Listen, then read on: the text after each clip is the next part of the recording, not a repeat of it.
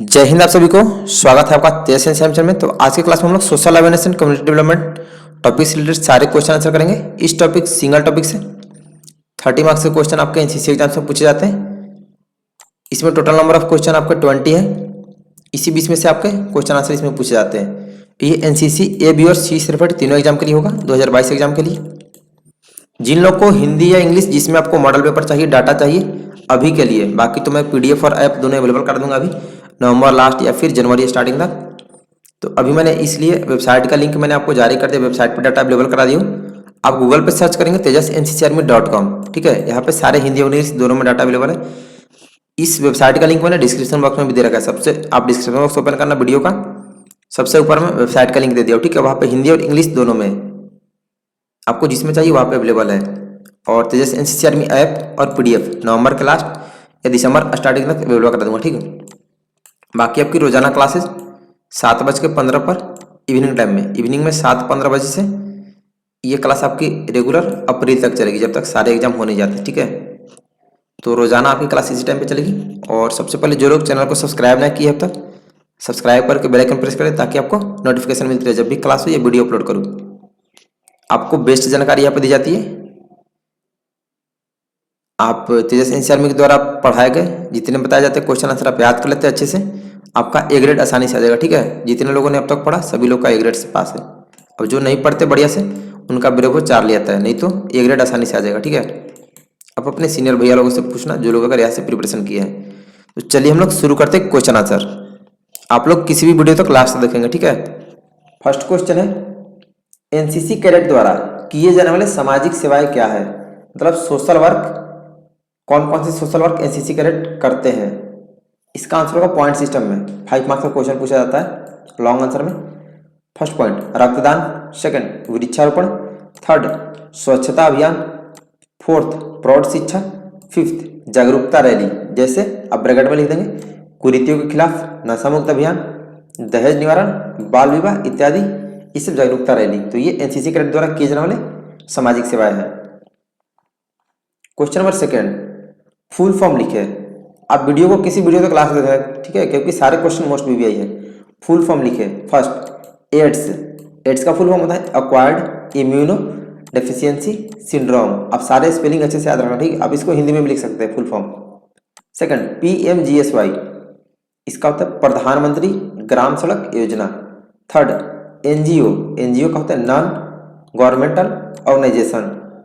Fourth है नरेगा, एनआरईजीए, नरेगा का होता है national rural employment guarantee act. और फिफ्थ है आईएवाई, तो आईएवाई का होता है इंदिरा आवास योजना। ये सारे फुल फॉर्म्स आपके एग्जाम्स में पूछे गए हैं। मतलब फुल फॉर्म से केवल आपके 20 to 30 मार्क्स के क्वेश्चन एग्जाम्स में पूछे जाते हैं, ठीक है। 20 to 30 मार्क्स। अब सारे टॉपिक के फुल फॉर्म्स अच्छे से याद करना।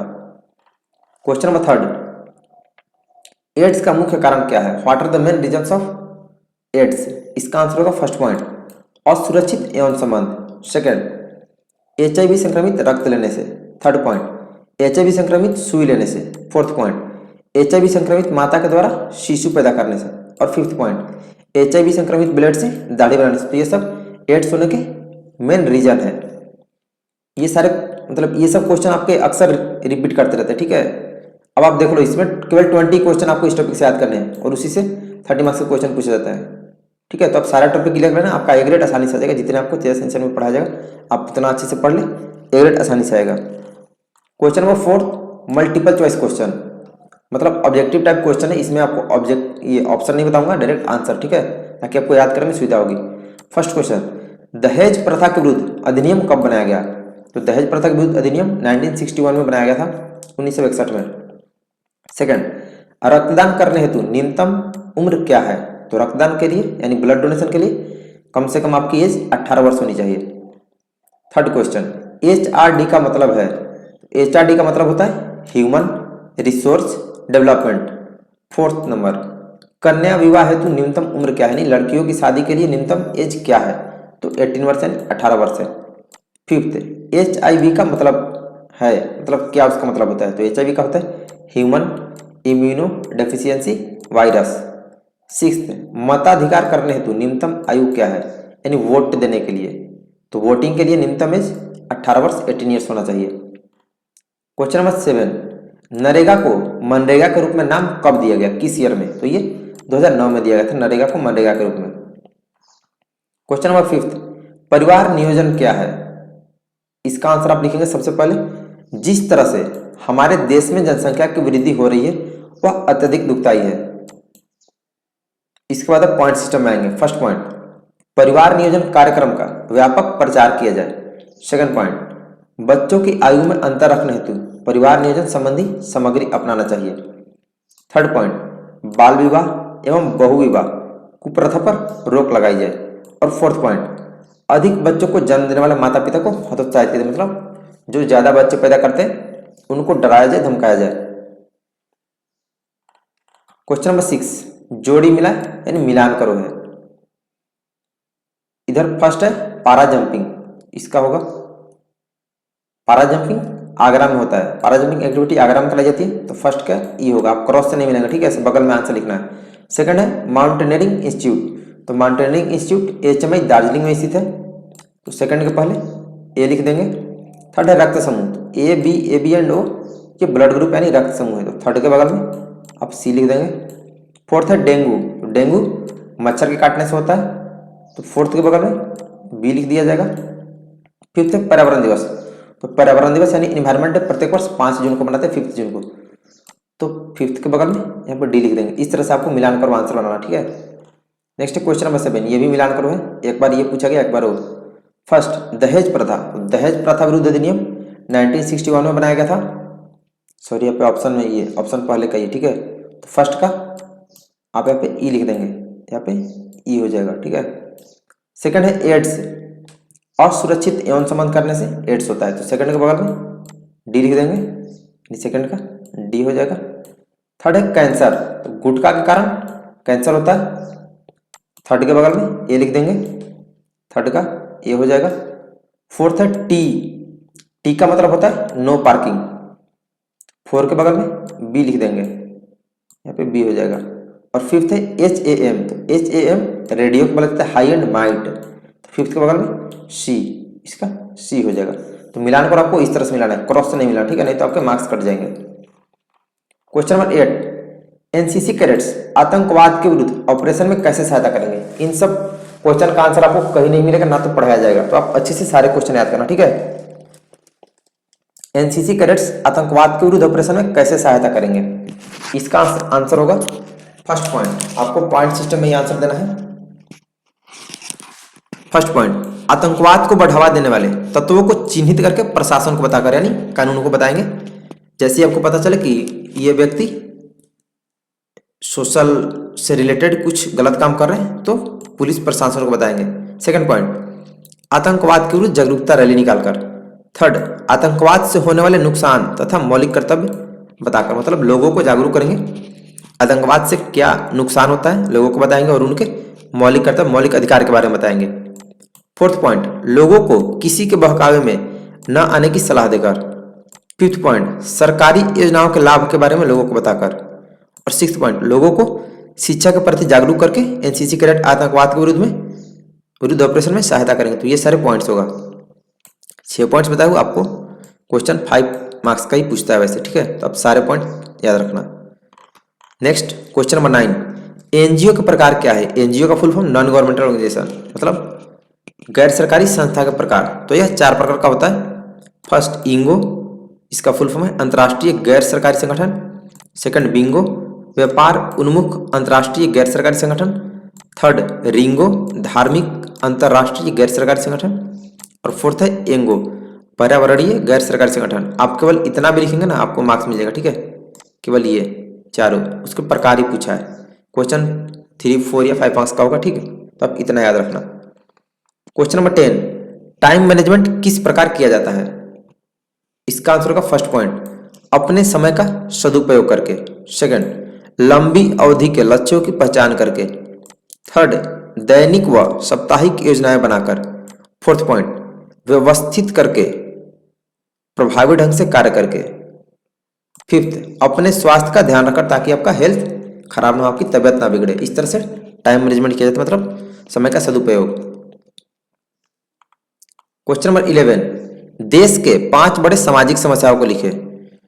देश के 5 बड़े सामाजिक समस्या, इसका आंसर होगा फर्स्ट पॉइंट भ्रष्टाचार, सेकंड बेरोजगारी, थर्ड शिक्षा, फोर्थ गरीबी, फिफ्थ जातिवाद, सिक्स्थ पॉइंट बढ़ती जनसंख्या, सेवेंथ लिंग भेद, एट्थ पॉइंट बीमारियां कुपोषण और नाइन्थ पॉइंट गंदी राजनीति यानी पुअर पॉलिटिक्स। सामाजिक समस्या पूछा इसलिए सारे होंगे, ठीक है, और भी बहुत सारे, बट आप इतने याद रखो 9 पॉइंट। क्वेश्चन 5 to 7 मार्क्स का पूछता है कि 5 बड़े सामाजिक समस्याएं लिखे। 7 नंबर का होगा तो 7 पूछेगा। क्वेश्चन नंबर 12, सामाजिक बुराइयां कौन कौन सी है? अभी कुछ देर पहले था सामाजिक समस्या है, तो सोशल प्रॉब्लम है। ये सामाजिक बुराइयां मतलब समाज की कुरीतियां। इसमें होगा आपका बाल विवाह, दहेज प्रथा, लिंग भेद, जातिवाद और भ्रूण हत्या। ये सब सामाजिक बुराइयां यानी सामाजिक कुरीतियां है। यहाँ पे बुराइयां की जगह कुरीतियां करके भी पूछ सकता है, ठीक है, तो आप ध्यान देंगे। क्वेश्चन नंबर 13, HIV संक्रमण से बचने के उपाय लिखो। इसका आंसर होगा HIV संक्रमण मतलब एड्स से बचने के उपाय लिखे। इसका आंसर होगा फर्स्ट पॉइंट असुरक्षित यौन संबंध से बचे, निरोध का प्रयोग करें। सेकंड सुई लेते समय हमेशा नई सिरिंज का ही प्रयोग करें। थर्ड पॉइंट दाढ़ी बनाने के लिए हमेशा नए ब्लेड का ही प्रयोग करें। और फोर्थ शरीर में खून चढ़ाने से पहले उस खून की जांच कराएं। तो ये सब HIV संक्रमण यानी एड्स से बचने के उपाय होगा। यहाँ पे ये भी पूछ सकता है कि एड्स से बचने के उपाय लिखो या फिर HIV संक्रमण पूछेगा, तो आप ध्यान रखेंगे, ठीक है, दोनों में से कोई भी पूछ देगा। क्वेश्चन नंबर 14, 5 आतंकवादी संगठनों का नाम लिखो। आतंकवादी संगठन, इसका आंसर होगा first point ISIS, second Taliban, third Boko Haram, fourth वुदो, fifth ULFA, sixth Jaish e Mohammed, seventh Al Qaeda, eighth Lashkar Taiba, ninth Hizbul Mujahideen और 10th तहरीक तालिबान। मैंने आपको 10 बता दिए हैं संगठन के नाम, आतंकवादी संगठन। आप सारे अच्छे से याद रखना, ठीक है, आपको 5 या 7 एग्जाम में पूछेगा। क्वेश्चन नंबर 15, जीवन जीने के तरीके लिखो, नहीं लाइफ स्किल्स के बारे में लिखे कि कैसे किसी को जीवन व्यतीत करना चाहिए। पॉइंट सिस्टम में सारे क्वेश्चन आप अच्छे से याद करेंगे, ठीक है, क्योंकि सारे मोस्ट भी वे है। इसी में से 5-6 क्वेश्चन आपके हर साल रिपीट करते हैं इसी 20 में से, इस टॉपिक से। फर्स्ट पॉइंट जीवन जीने के तरीके में अच्छे स्वभाव विकसित करें। सेकंड जरूरतमंदों की मदद करें। थर्ड समय के अनुसार खुद में परिवर्तन। फोर्थ पॉइंट अनुशासित रहें। फिफ्थ दिनचर्या सही रखना। और सिक्स्थ कानून का पालन करना। ये लाइफ स्किल्स यानी जीवन जीने का तरीका होगा। तो सारे पॉइंट अच्छे से याद करेंगे, ठीक है। क्वेश्चन नंबर 16, दहेज प्रथा रोकने के उपाय लिखे। How to push dowry system. तो इसका आंसर होगा फर्स्ट पॉइंट अपनी बेटियों को शिक्षित करें। सेकंड उन्हें अच्छा करियर बनाने के लिए प्रोत्साहित करें। थर्ड पॉइंट उन्हें स्वतंत्र और जिम्मेदार होना सिखाए। फोर्थ उनके साथ समानता का व्यवहार करें, मतलब बेटे बेटियों में कोई भेदभाव ना करें। और फिफ्थ दहेज प्रथा का घोर विरोध करें। सिक्स्थ पॉइंट दहेज लेने व देने वाले को इसके दुष्परिणामों से अवगत कराएं, मतलब उससे होने वाले नुकसानों के बारे में बताएं। सेवेंथ दहेज लेने और देने वाले को हतोत्साहित करें, मतलब उसे डराए धमकाए कि ये गलत बात है। क्वेश्चन नंबर 17 फुल फॉर्म लिखे। फर्स्ट PMAY, ये सारे 2021 के पूछे गए हैं। तो PMAY का फुल फॉर्म होता है प्रधानमंत्री आवास योजना। सेकंड PMJJBY, इसका होता है प्रधानमंत्री जीवन ज्योति बीमा योजना। थर्ड APY, इसका होता है अटल पेंशन योजना। सारे फुल फॉर्म के एग्जाम में पूछे गए हैं। क्वेश्चन नंबर 18 किस समय NCC कैडेट्स नागरिक प्रशासन यानी सिविल एडमिनिस्ट्रेशन की मदद कर सकते हैं। इसका आंसर होगा फर्स्ट पॉइंट आपदा के समय राहत कार्य करके। सेकंड पॉइंट ट्रैफिक कंट्रोल करके। थर्ड ईद के समय प्रशासनिक व्यवस्था संभालकर। फोर्थ बाढ़ भूकंप इत्यादि में राहत कार्य करके, मतलब डिजास्टर के समय सहायता प्रदान करके। फिफ्थ पॉइंट अफवाहों को फैलने से रोककर शांति व्यवस्था स्थापित करने में। सिक्स्थ परिस्थिति विशेष में स्थानीय प्रशासन की मदद करना। और सेवेंथ पॉइंट सरकारी योजनाओं के प्रति आम जनता को जागरूक करके। इस प्रकार से NCC कैडेट नागरिक प्रशासन यानी सिविल एडमिनिस्ट्रेशन की सहायता कर सकते हैं। ये सब इतने डिफिकल्ट, मतलब इतने अच्छे क्वेश्चन है, अगर ये सब एग्जाम में आज आप याद करके नहीं जाएंगे तो फिर आप इसके पॉइंट्स नहीं लिख पाओगे। तो आप अच्छे से सारे क्वेश्चन आंसर याद करना, ठीक है। मैंने आपको 7 पॉइंट बता दिए, क्वेश्चन 5 मार्क्स का ही पूछा था। क्वेश्चन नंबर 19, सड़क एवं रेल यात्रा के दौरान सुरक्षा के क्या उपाय करते हैं? सड़क एवं रेल यात्रा के दौरान सुरक्षा के क्या क्या उपाय किया जाता है, ये आपको बताना है। तो आप एक कॉलम सड़क यात्रा का बनाएंगे, दूसरा रेल यात्रा। पहले सड़क यात्रा देखते हैं। इसका आंसर होगा फर्स्ट पॉइंट, जेब्रा क्रॉसिंग का इस्तेमाल करें। सेकंड, सबवे का इस्तेमाल करें जो सड़क के नीचे से बना रहता है। थर्ड पॉइंट, ओवरहेड ब्रिजेज का इस्तेमाल करें। फोर्थ, ट्रैफिक सिग्नल्स का ध्यान रखें। और फिफ्थ पॉइंट, सड़क दौड़कर पार ना करें। तो ये होगा सड़क यात्रा के दौरान सुरक्षा के उपाय। नेक्स्ट है रेल यात्रा के दौरान। तो रेल यात्रा में होगा, रेल यात्रा के दौरान टिकट अवश्य लें। इसके बाद नेक्स्ट पॉइंट है, सेकंड पॉइंट, समय से स्टेशन पहुंचे। थर्ड, जब रेलगाड़ी पूरी तरह रुक जाए तभी चढ़े। फोर्थ पॉइंट, बीच रास्ते में उतरने का प्रयास न करें। फिफ्थ, रेलगाड़ी की खिड़की अथवा दरवाजे से शरीर का कोई अंग बाहर ना निकालें। सिक्स्थ पॉइंट, महिलाओं, बच्चों, बूढ़ों, दिव्यांगों आदि को सीट दें। और सेवेंथ पॉइंट, यात्रा के दौरान पूरी तरह सतर्क रहे ताकि आपका कोई सामान वगैरह चुरा ना सके। तो ये रेल यात्रा के दौरान सुरक्षा के उपाय होगा। तो आप सारे पॉइंट अच्छे से कम एक में 5 पॉइंट आपको लिखना होगा, ठीक है। सड़क में 5 पॉइंट और रेल में 5 पॉइंट। क्वेश्चन नंबर 20, संक्षिप्त टिप्पणी लिखे। इसमें आपको टिप्पणी लिखने को आता है। आधार कार्ड पे पूछा था, स्टार्टअप इंडिया पे और भीम ऐप पे पूछा था। तो मैंने आपको ये सभी बता दिया है, ठीक है। आधार कार्ड का होगा फर्स्ट पॉइंट, आधार दुनिया की सबसे बड़ी बायोमेट्रिक प्रणाली है। सेकंड पॉइंट, इसमें 12 अंकों की एक विशिष्ट संख्या छपी होती है जिसे भारतीय विशिष्ट पहचान प्राधिकरण जारी करता है। थर्ड पॉइंट, आधार संख्या प्रत्येक व्यक्ति की जीवन भर की पहचान है। फोर्थ, इससे बैंकिंग और सरकारी व गैर सरकारी सेवाओं की सुविधाएं प्राप्त करने में सुविधा होती है। और फिफ्थ पॉइंट, आधार कार्ड सभी चीजों के लिए जरूरी है। पासपोर्ट, जनधन खाता, एलपीजी या फिर परीक्षाओं, सब जगह आधार कार्ड अनिवार्य कर दिया गया है। तो ये आधार कार्ड के बारे में होगा। नेक्स्ट है स्टार्टअप इंडिया। इसका आंसर होगा फर्स्ट पॉइंट, इसका उद्देश्य देश में बड़े पैमाने पर रोजगार उत्पन्न करना यानी आर्थिक विकास करना है। सेकंड पॉइंट, इसमें स्टार्टअप कारोबारियों द्वारा व्यवसाय शुरू होने के पहले 3 साल तक इनकम टैक्स से छूट मिलती है, मतलब कोई उस पर टैक्स नहीं लगता, इनकम टैक्स। थर्ड पॉइंट, सरकार की ओर से एक राष्ट्रीय ट्रस्ट कंपनी बनाने का प्रस्ताव है जिसमें अगले 4 साल तक सालाना 500 करोड़ का बजट आवंटन किया जाएगा। नेक्स्ट क्वेश्चन, फोर्थ पॉइंट, छात्रों के लिए इनोवेशन के कोर्स शुरू किए जाएंगे और 5 लाख विद्यालयों में 10 लाख बच्चों पर फोकस करके इसको आगे बढ़ाया जाएगा। ये स्टार्टअप इंडिया के बारे में होगा। नेक्स्ट है भीम ऐप। इसका होगा फर्स्ट पॉइंट, वित्तीय लेन देन हेतु भारत सरकार के उपक्रम भारतीय राष्ट्रीय भुगतान निगम द्वारा आरंभ किया गया एक मोबाइल ऐप है। मतलब पैसे की लेन देन करने हेतु ये मोबाइल ऐप भारत सरकार के द्वारा बनाया गया। सेकंड पॉइंट, भीम ऐप में लगभग सभी भारतीय बैंक खातों को इस्तेमाल कर सकते हैं। थर्ड पॉइंट, आय प्रति देय राशि 20,000 प्रेषित कर सकते हैं, मतलब एक दिन में। फोर्थ पॉइंट, प्रतिदिन की प्रेषण राशि सीमा अधिकतम 40,000, सॉरी एक दिन की 40,000 है।